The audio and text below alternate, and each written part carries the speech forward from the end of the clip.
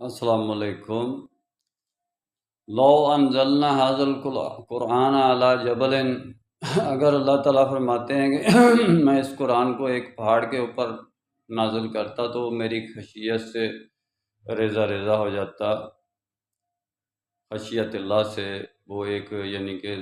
ریزہ ریزہ کی شکل میں اختیار کر جاتا،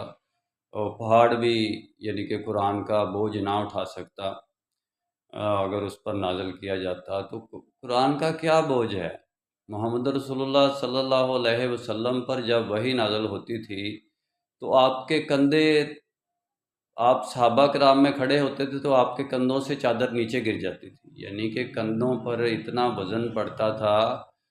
یا کہ کندھے خشیت اللہ سے اتنے نرم ہو جاتے تھے کہ ان سے چادر سرک جاتی تھی۔ آج کل ہم یعنی کہ ڈورومیٹک اسٹیرائڈ کھا کے کندھوں کو نرم کرتے ہیں مختلف بیماریوں کے علاج کے لیے، بہت سی بیماریوں کے علاج کے لیے ڈورومیٹک اسٹیرائڈ یعنی کہ ایک حرام چیز، ایک یعنی کہ غنودگی پیدا کرنے والی، مدہوشی پیدا کرنے والی،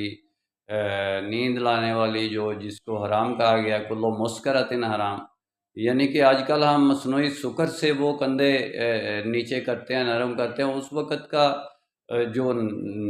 یعنی کہ جس کو ایڈکشن کہتے ہیں، نشہ، یا مومنین کے لیے جو اصل چیز تھی ایک نشے کے طور پر، جو یعنی کہ جس کو ہم آج کل جیسے استعمال کر رہے ہیں، وہ قرآن تھا۔ قرآن اس وقت روح کی بالیدگی کے لیے استعمال ہوتی تھی، اس وقت ٹینشن ڈپریشن کا علاج قرآن تھا، اب نہیں ہے۔ اب یہ یعنی کہ ہم نے اپنی روح کے علاج کے لیے مختلف قسم کے منکرات، مسکرات نکال لیے ہیں۔ مسکرات سے ہم اپنی روح کا علاج کرتے ہیں، نفسیاتی بیماریوں کا علاج کرتے ہیں، دماغی بیماریوں کا علاج کرتے ہیں، اور الٹا بندہ جو یعنی کہ نفسیاتی مریض ہوتا ہے وہ دماغی مریض تک بن جاتا ہے، پاگل تک ہو جاتا ہے، اور یعنی کہ اگلی سے اگلی سٹیجوں پر چلا جاتا ہے، اور وہ میڈیسن چھوڑ ہی نہیں سکتا وہ مسکرات کی، کہ اگر چھوڑے گا تو وہ بالکل یعنی چیخنے چلانے لگ جائے گا، اس کو شور سنائی دے گا برا قسم کا، اور وہ اپنے کانوں پر ہاتھ رکھ لے گا۔ یعنی کہ اس آیت کا، جو میں قرآن کی آیت سنا رہا ہوں، کہ یہ انسان کتنا ظالم ہے، اور ظلماً جہولہ کا بھی آیا ہے کہ یہ اس کو کوئی احساس ہی نہیں ہے کہ قرآن اس پر نازل ہوا ہے انسان پر،